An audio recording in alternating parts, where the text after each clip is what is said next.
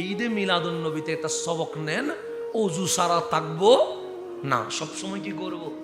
অজু করলে দেখবেন নামাজ লাইনে চলে আসবে, অজু করলে দেখবেন জিকির চলে আসবে, অজু করলে দেখবেন দরুদ শরীফ চলে আসবে, অজু করলে দেখবেন কোরআন শরীফ চলে আসবে। বলতে হবে না খতিব সাহেবকে নামাজ পড়ো যুবক, এটা বলতে হবে না। অজুই আপনাকে চায়ের দোকান থেকে বের করে যাই নামাজে দাঁড় করাইয়া দিয়ে দেবে। অজু করলে দেখবেন মোবাইল খুললে অশ্লীল ভিডিও আসলে অজু নিষেধ করবে, সেগুলো দেখে না। তুমি না অজু করছো, গালি আসলে অজু নিষেধ করবে। অজু দিয়ে গালি দেয় না, অজু দিয়ে কি করতে হয়? সালাম দিতে হয়। দেখবেন এক অজুতে আপনি আমি পরিপূর্ণ কি হয়ে যাব? ভালো মানুষ হয়ে যাব। সেজন্য বেলাল বলেন, নবী গো, আমার তো তেমন কোনো আমল নাই। সে কি আমল নিয়মিত করো বলো?